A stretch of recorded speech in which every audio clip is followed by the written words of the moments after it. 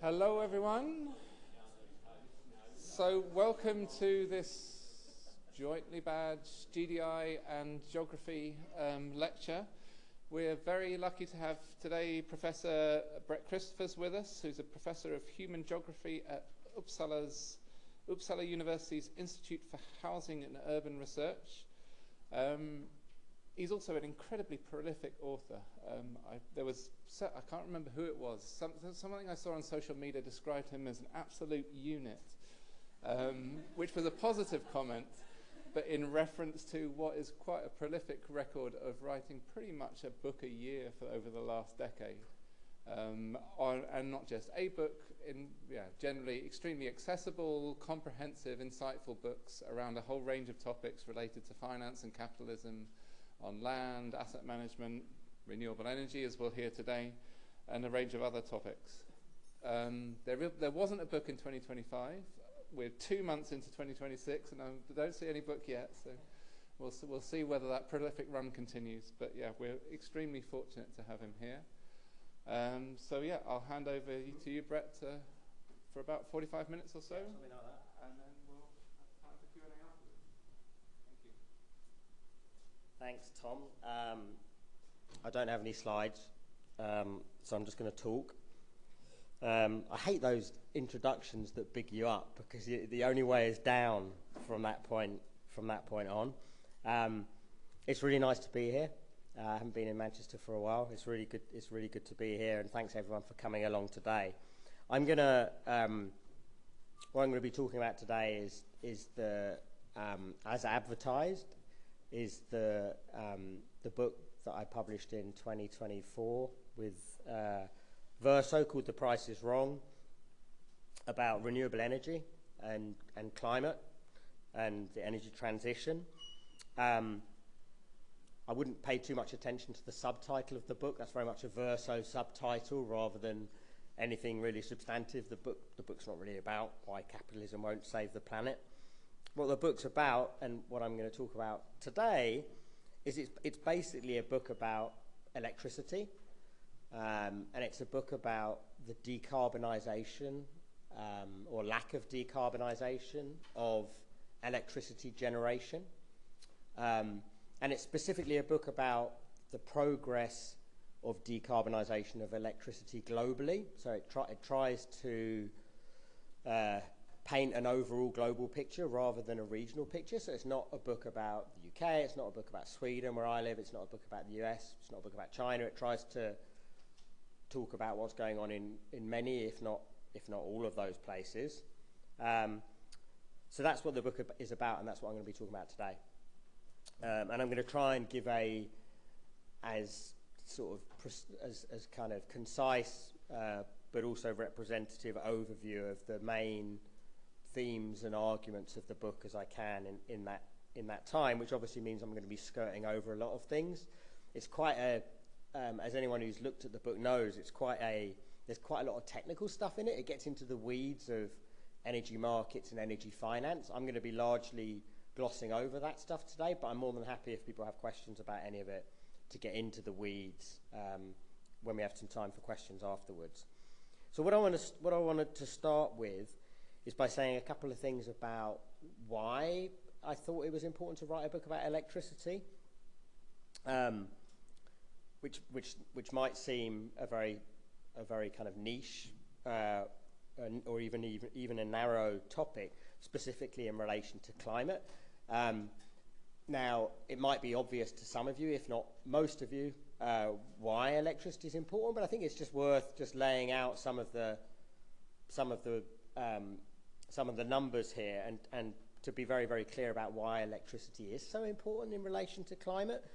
And I think there's two ways in which it's particularly important. So the first of those is to say that electricity generation is obviously right at the heart of the climate problem as currently constituted, by which I mean, so if you take the totality of global anthropogenic greenhouse gas emissions, I believe I'm right in saying that something like 75% of those emissions are carbon dioxide emissions. And then if we focus on those carbon dioxide emissions, something like 75% again of those are from the combustion of fossil fuels, which is obviously precisely why when we talk about climate we talk so much about fossil fuels. And then if we focus in again specifically on the carbon dioxide emissions from fossil fuel combustion, electricity generation is globally the biggest single source of those emissions. So that's why electricity is so the first reason why electricity is so important is that it's the very heart of the current emissions problem. The second reason, which in a way is even more important, and in a way it might sound paradoxical, is that as well as being the heart of the problem, electricity is also widely seen as being the heart of the solution. As I say, it can sound a bit paradoxical. And again, this is going to be completely obvious to many of you, if not all of you, but it's worth just stressing it.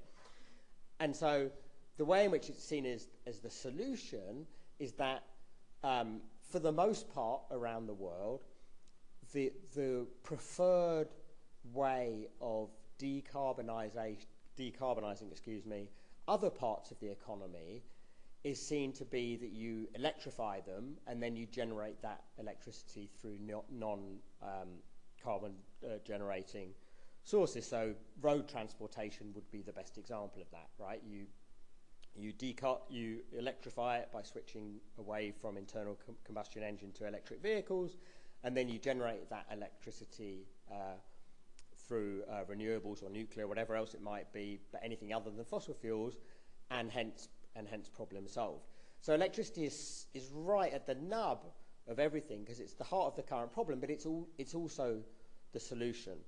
And of course, that means that it becomes kind of doubly important to decarbonise electricity generation if at the same time we are switching more and more towards electricity. And that's definitely occurring. It's occurring at different speeds around the world, but right now globally electricity represents about 20% of final energy consumption. So energy consumption at the point of consumption either by households or industry or whoever else it might be.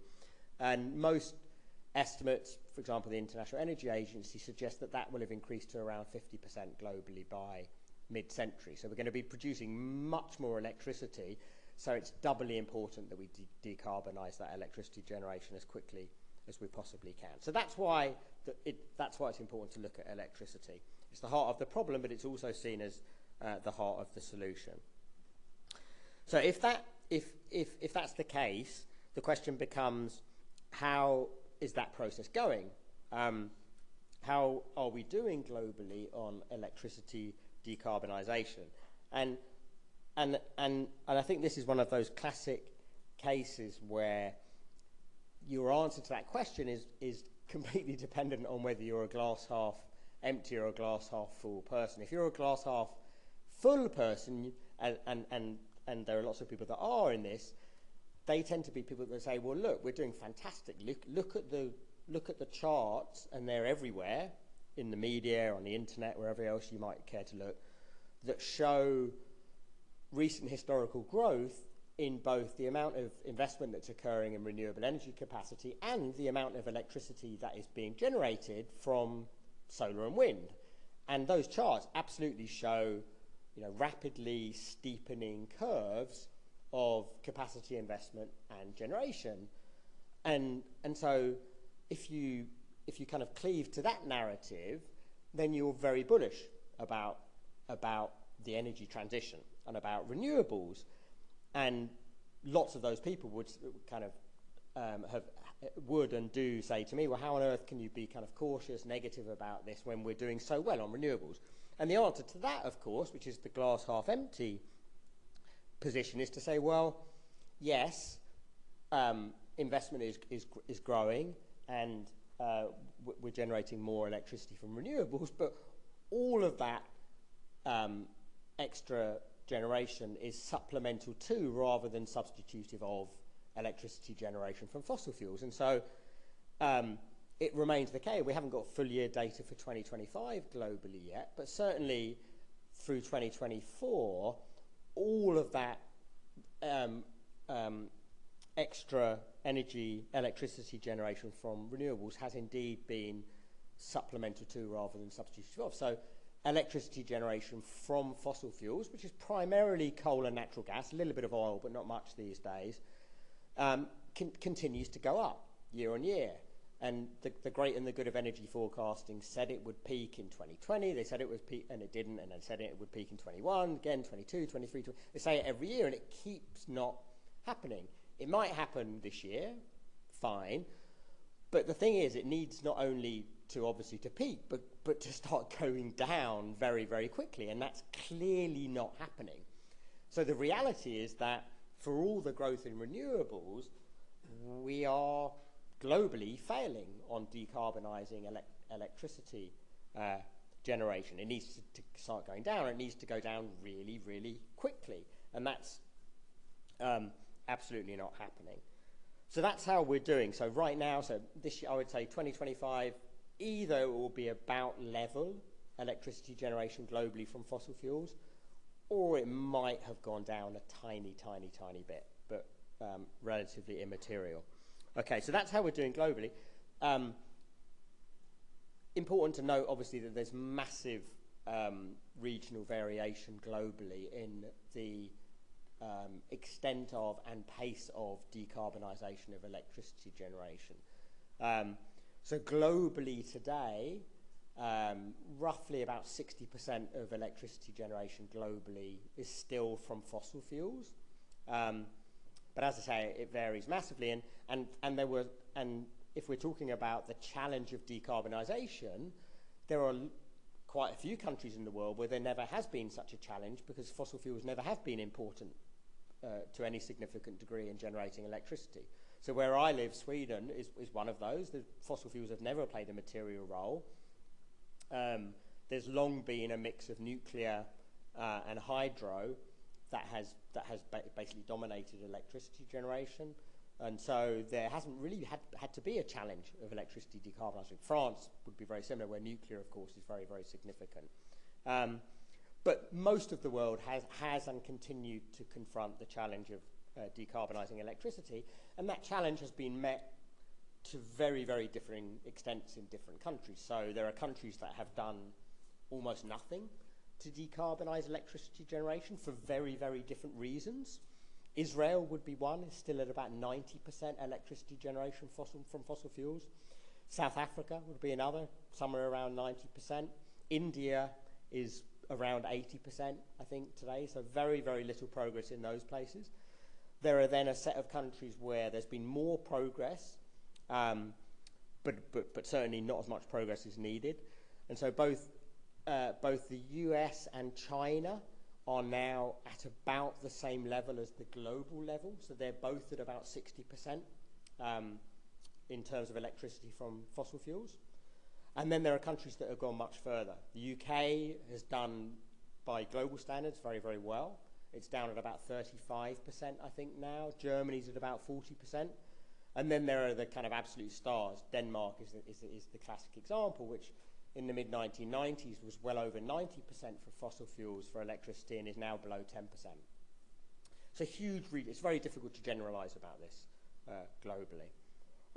Last point that I want to make on regional progress is a point which I'm sure many of you know, which is that the vast bulk of progress globally on investing in new renewables capacity in the last 2 or 3 years in particular has been in China. So both in 2023 and in 2024, well in excess of 60% of new investment globally in renewables capacity was in China. And so it's very, very important when you hear people say, look, we've got fantastic global growth in renewables, to be skeptical about that, because the Chinese picture so dominates the global picture that when people tell a global story, what they're actually telling is a Chinese story. So in Europe, for example, in 2024, renewables investment actually fell. Not only did it not grow, it fell in 2024 versus 2023. So the Chinese story is so large that it dominates the global story.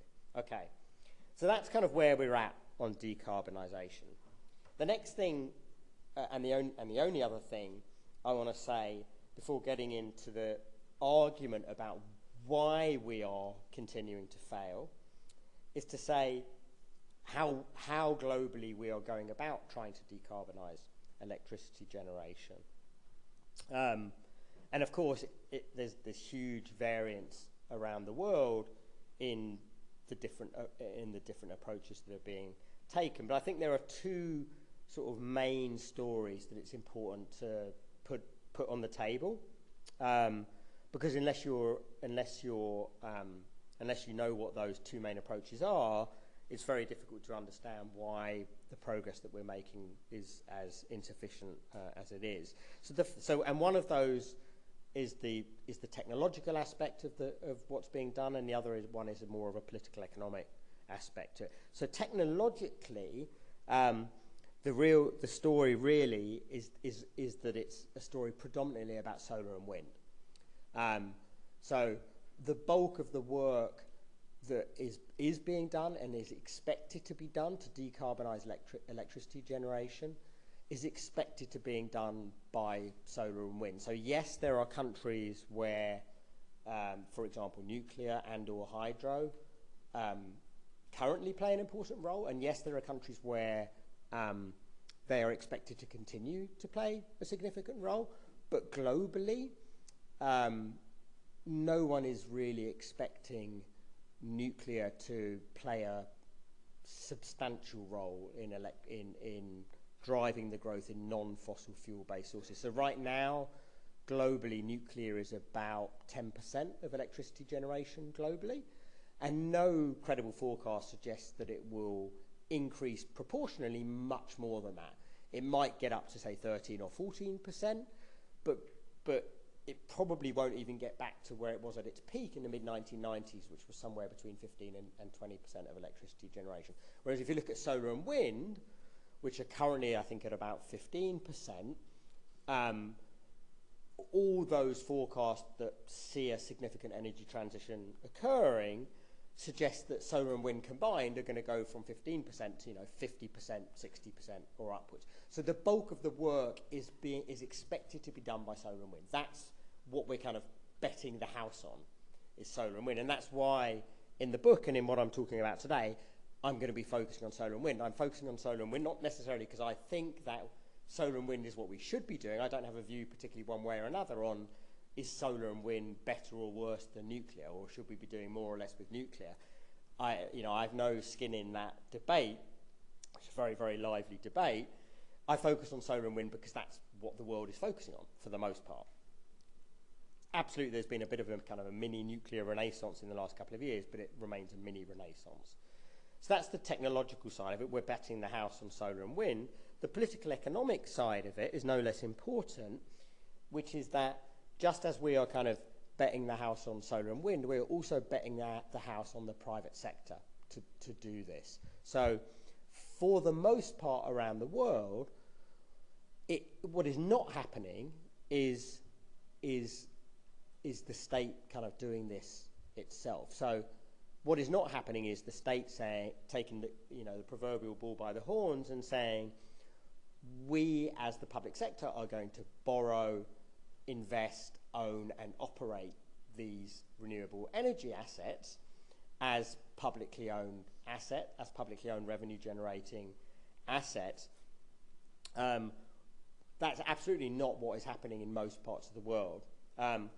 What is happening in most parts of the world is absolutely that the government explicitly or implicitly is saying to the private sector, this is on you, we are expecting you to undertake this investment and to own these as private assets.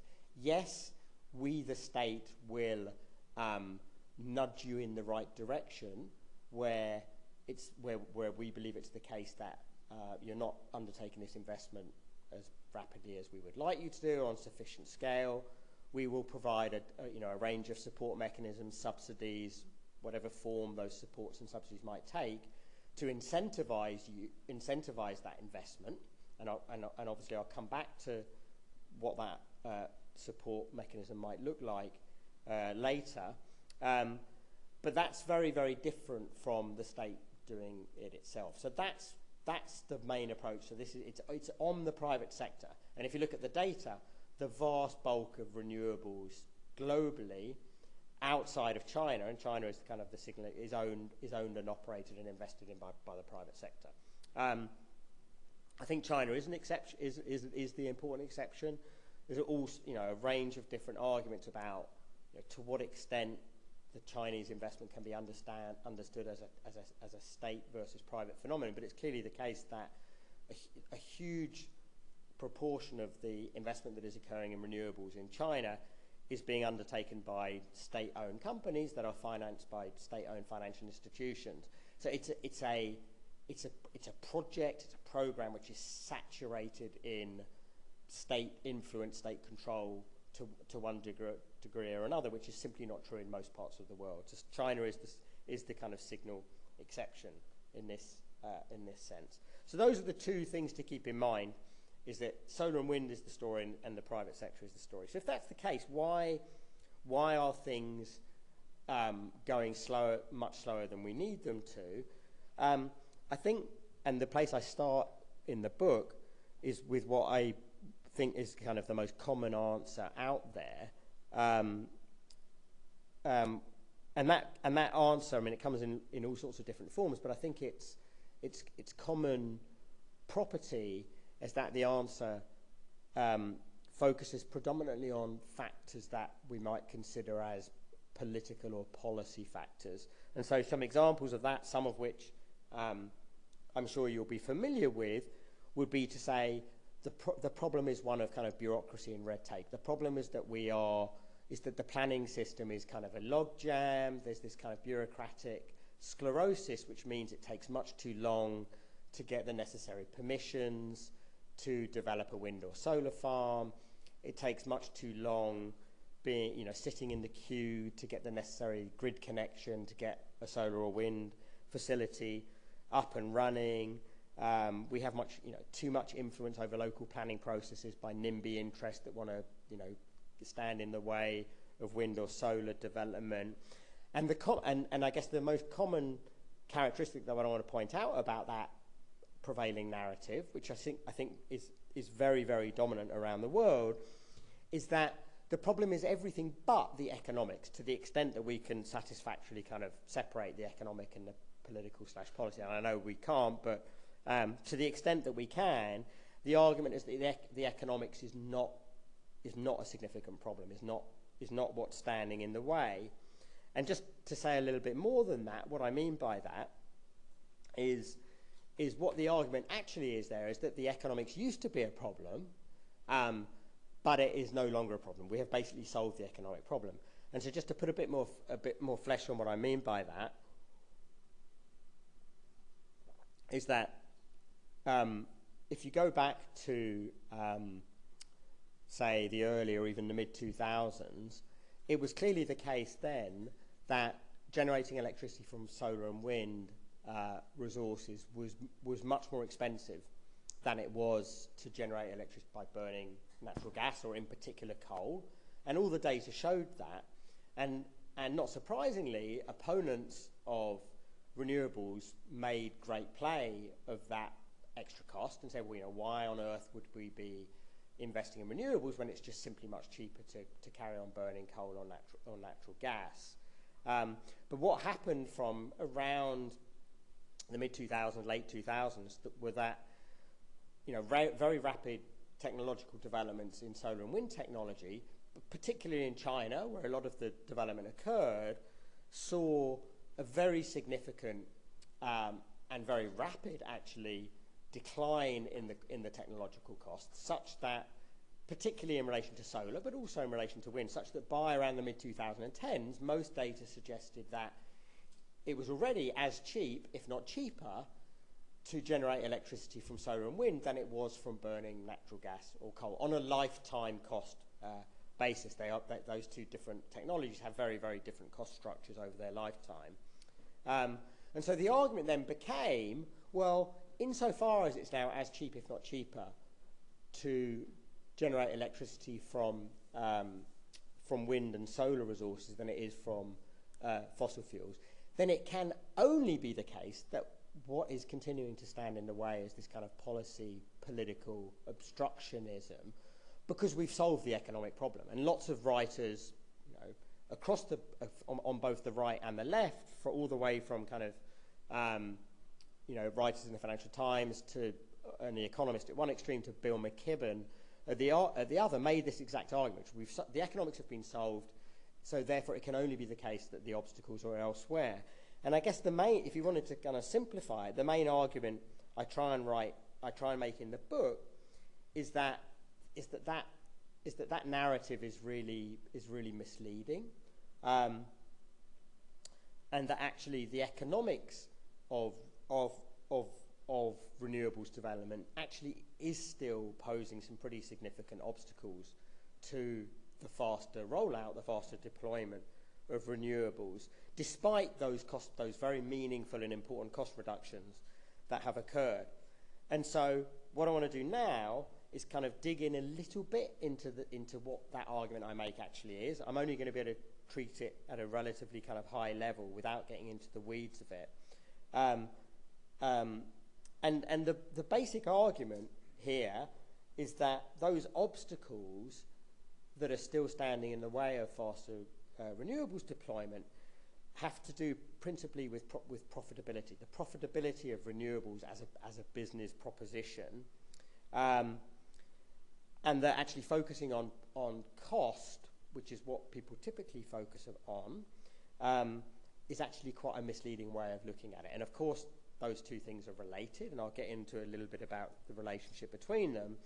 But focusing on profitability as the kind of key investment criterion is actually a much more useful way of looking at it. And once we focus on profitability, it turns out that renewables is actually not the kind of compelling investment proposition that people often suppose it is.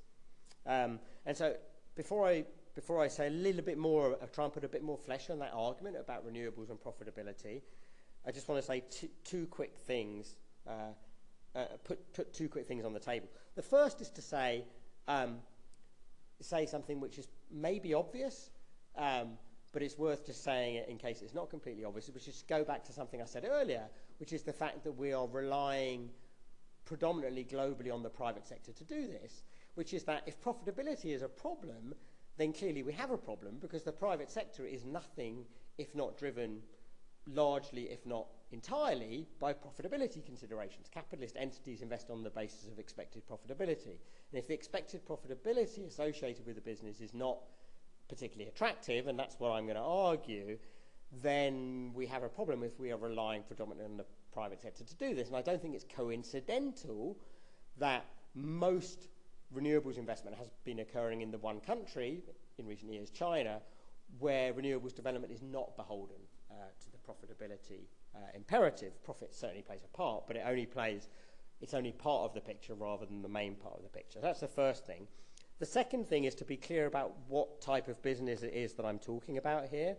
So I'm focusing very much on renewables deployment, by which I mean the development of wind and solar farms, and in particular the ownership and operation of those resources and the selling of the electricity that they generate. So I'm not focusing on the manufacturing of solar and wind technology, the turbines, the solar cells, the solar modules, and so on. And a lot of the discussion about solar and wind, particularly when people talk about industrial policy and green industrial policy and so on, they're often focusing on the manufacturing side. That's not what I'm talking about. I'm focusing on deployment. And yes, those two businesses are clearly related to one another.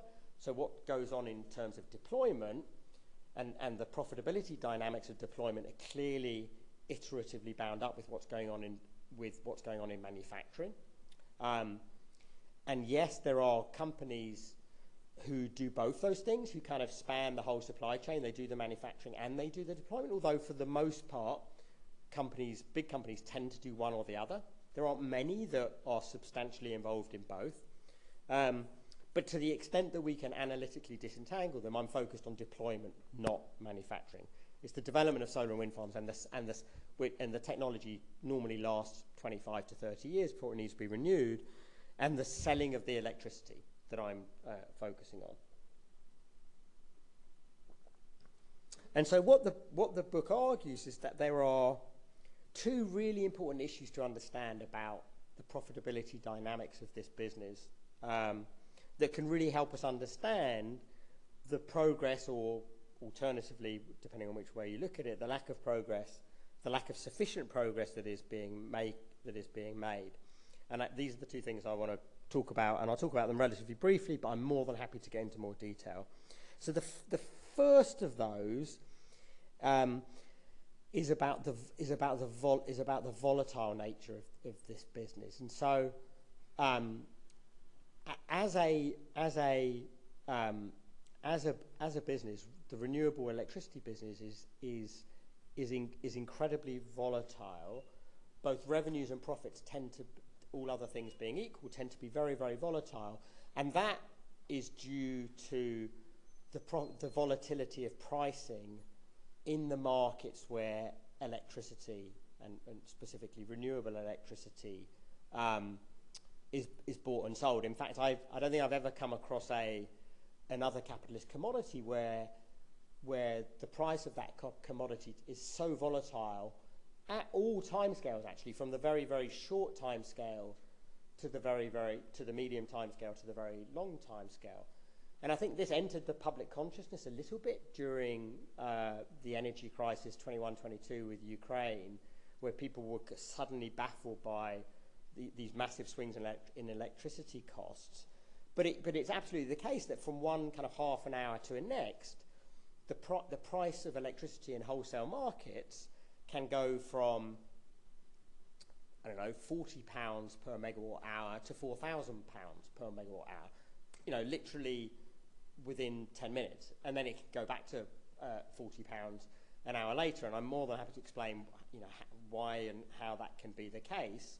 It has to do with the way in which electricity is priced. But as I say, electricity pricing is very, very volatile at all time scales. And just as importantly, that volatility is almost impossible to predict. Certainly at the long time scale, but even at shorter time scales as well. No one has historically been able, with any degree of reliability, to predict what electricity prices are going to look like at any substantial time ahead. Now, what does that mean for renewables development? Well, take a hypothetical example. Say if you're a wind developer and you want to develop a new wind farm, what you'll typically do, to simplify things greatly, the vast bulk of financing for new wind and solar development globally tends to be debt financing rather than equity financing.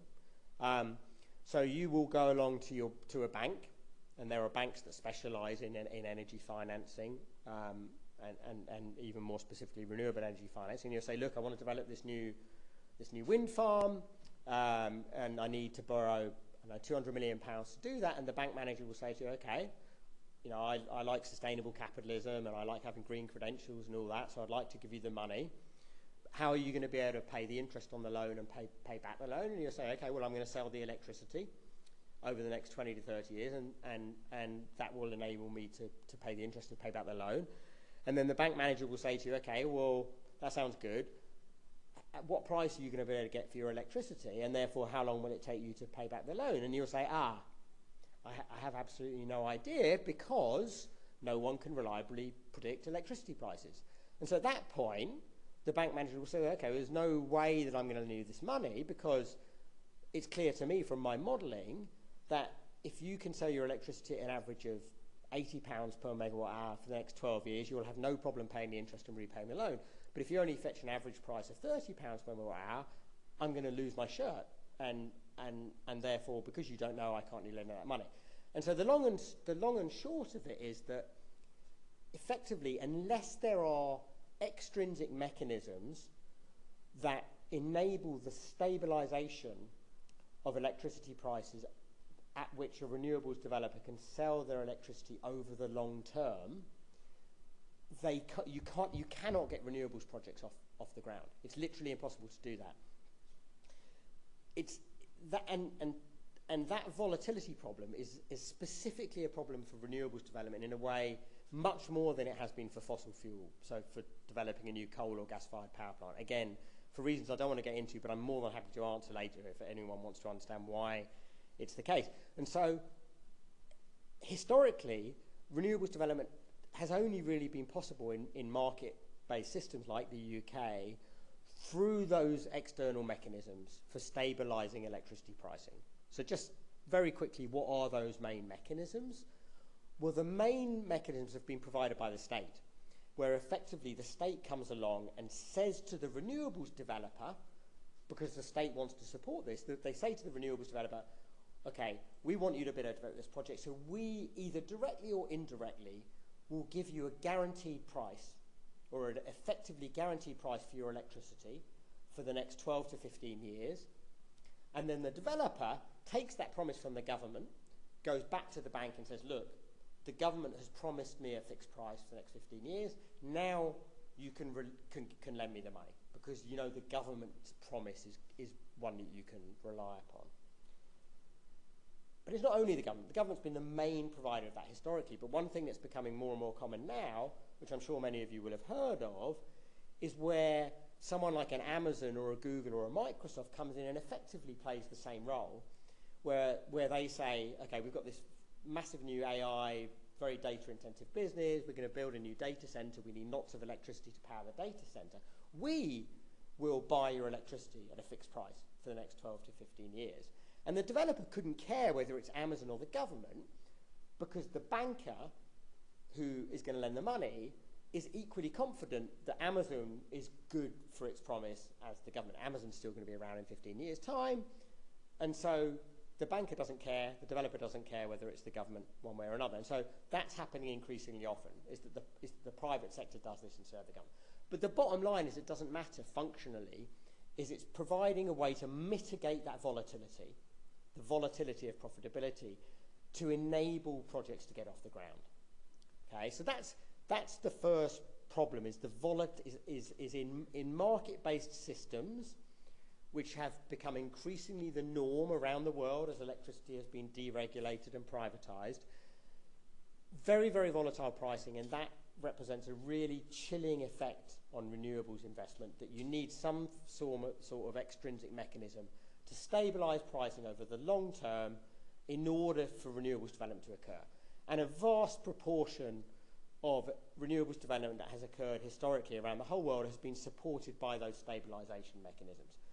Most commonly something called a feed-in tariff, which again many of you may have heard of. So that's the first thing, is the volatility problem. The second problem is not about the volatility of profitability, it's about the level of profitability rather than the and these two issues are related, but I think they're analytically distinct from one another, and it's important to treat them separately.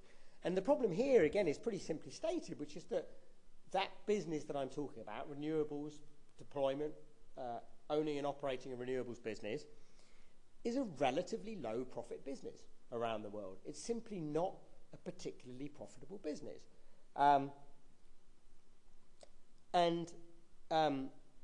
There are a bunch of different reasons for that, which again I'm more than happy to get into, because it can sound counterintuitive, particularly when people focus on those cost reductions that have occurred around the world. Well, the technology's got cheaper, surely it's become more and more profitable.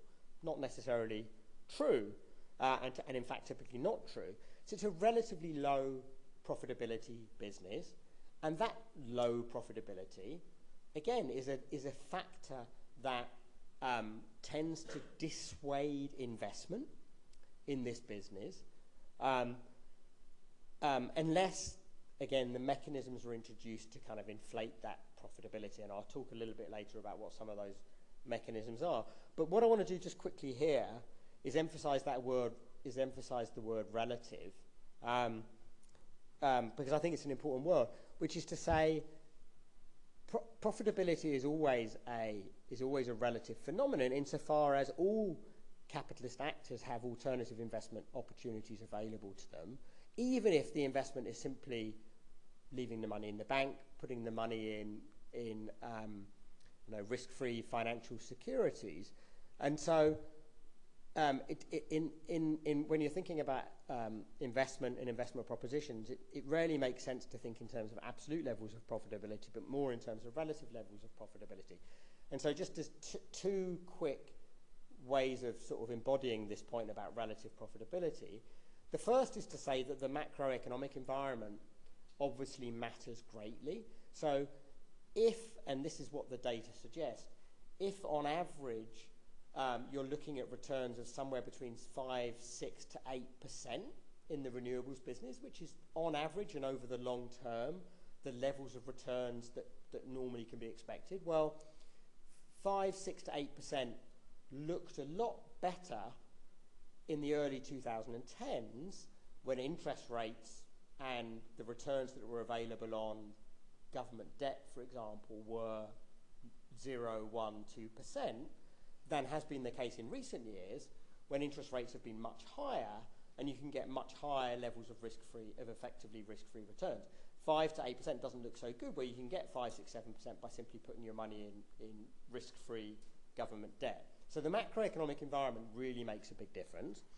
And the other one, the other relative data point that I think is quite useful, because it helps explain a lot of things, is to think about the investment alternatives that are and have been available, to a set of actors that around the world many policymakers have kind of hoped would be much more fully engaged in the energy transition, or even lead that transition, which is the big fossil fuel companies, the BPs and the Shells and so on. Now, if you look at the BPs and Shells of this world, they typically don't undertake investment in their core business, which is upstream fossil fuel development, unless the expected returns on those investments are in excess of 15%. That's their general hurdle rate. So they don't get out of bed for returns of in excess of 15%. And so, not surprisingly, if those actors are being told or being encouraged to transition to a business where the level of returns are less than half that amount, it's not really surprising that they generally turn up their noses at transitioning away from a very high profitability business to a much lower profitability business. And the only thing that I think is worth caveating about that is to say, for as long as they continue to think that those above average returns will continue to be available in their core business, right? So if it were the case that BP and Shell and Exxon and so on thought that governments were going to be taking action in the short term or even the medium term that would compromise the level of profits that they are able to get in oil and gas development, then of course they would be showing much greater willingness and enthusiasm to transition. And in fact, I think it's fairly clearly the case that there was a moment in around 2018, 19, 20, when in Europe at least, not in America, but in Europe at least, the big oil and gas companies thought that governments were relatively serious about taking action that would compromise the profitability of their core business in the long term. And BP and Shell and Total announced, insufficient but relatively ambitious plans to transition away from fossil fuels. But what then became very, very clear to them over the next 3 or 4 years was that actually governments around the world were not remotely serious about taking the type of action they had feared, and continued instead to issue new licenses willy-nilly for fossil fuel development around the world. And not surprisingly, they therefore backtracked on their plans to transition. And they all did this around 18 to 24 months ago. They all realised that they actually didn't need to undertake that transition because governments weren't serious about taking that action. And they've all basically abandoned their plans for investment in renewables and have pivoted back fully to fossil fuels. And of course in America they never even pretended to be serious about transitioning in the first place. So it's about relative profitability. And the relative profitability, as well as the high volatility of this business, continues to stand in the way of a faster transition to renewables. I'm nearly done. What I want to just do to finish up, and as I say, I'm more than happy to get into some of the details about those arguments. What I want to do in the time it's available is to talk about what some of the, I guess, answers, solutions to unblocking this situation might be. So insofar as this is recognised to be a problem, what do different actors, what do different people, what do different commentators think should be done to resolve this profitability problem? And I think it's worth saying that there are plenty of people in institutions that are fully aware that this is the case. So I was saying to Tom earlier that one of the things that's been interesting for me in terms of the reaction to what I wrote in this book has been to get quite a lot of correspondence from people in the energy industry, in the renewables industry in particular, saying, yeah, this is exactly the problem we are dealing with on a daily basis. And so there's plenty of, even though the wider narrative in the public is just this kind of very misleading cheap renewables narrative that suggests everything's hunky-dory when it comes to the economics of renewables, there are lots and lots of people that are pretty informed people, both in industry and outside of industry, who know that things are not necessarily that straightforward. So to the extent that's the case, what do people suggest should be done? And not surprisingly, the types of solutions or approaches that are put on the table vary depending on who you're talking about. So I want to, and this is very simplifying things, but talk about three different constituencies and the types of things that they suggest should be done. So the first constituency that I want to talk about would be what I would style as the kind of orthodox economics answer to this, by which I mean economists who are trained in the mainstream who focus on very much on energy questions, and there's a massive mainstream energy economics field out there, literature out there, often doing fantastic work, who are completely cognizant of many of these problems. They don't necessarily frame it in the way I have, but they're absolutely not oblivious to these issues. So what types of answers do they suggest? And I think there are the types of things they suggest fall into two main policy approaches, I suppose. Both of which will be familiar to you to one extent or another. So the first of those is to say, look, the problem is not that we're relying on the private sector to do this around the world, nor is the problem that we're relying on markets to do this. The problem is that we haven't got the market design right.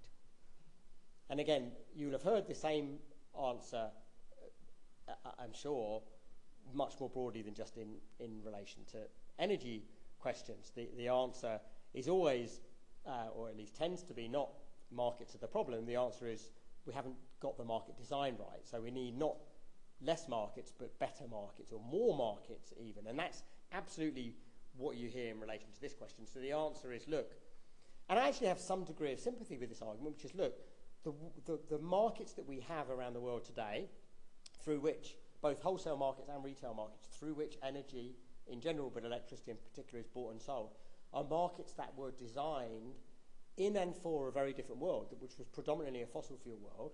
We now have a different evolving electricity supply mix. We need to redesign these market mechanisms to make them more appropriate for the new supply mix that we have. And once we get the optimal market design, once we get the market design right, everything else will fall into place, and these problems that you talk about will go away. So that's the first answer. As I say, I have a degree of sympathy with that argument. I don't think it's definitely not the whole answer, but it might be part of the answer.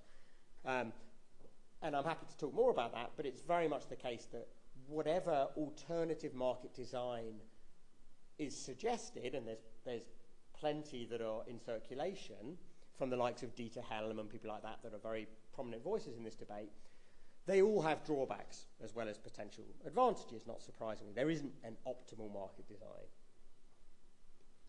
The second answer from the mainstream economic tradition is to say that we need to put a price on carbon.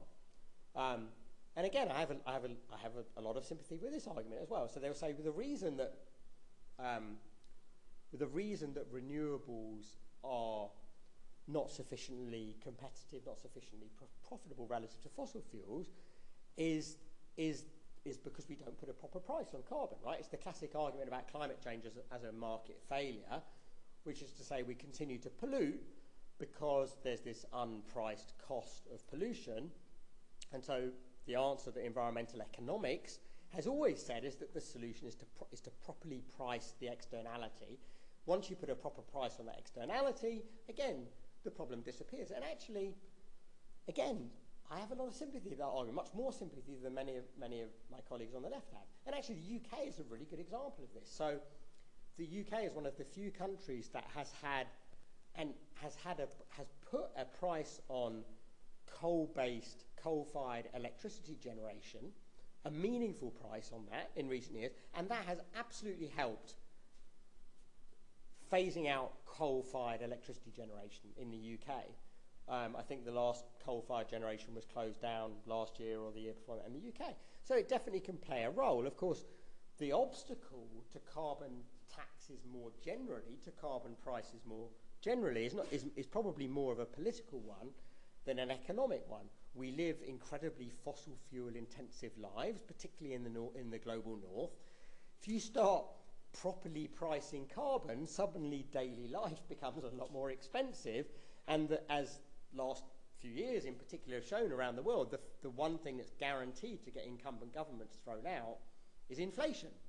And so governments are very, very reticent to make daily life more expensive by making carbon more expensive. And as I say, we live carbon-saturated lifestyles, not just through electricity, but much more generally.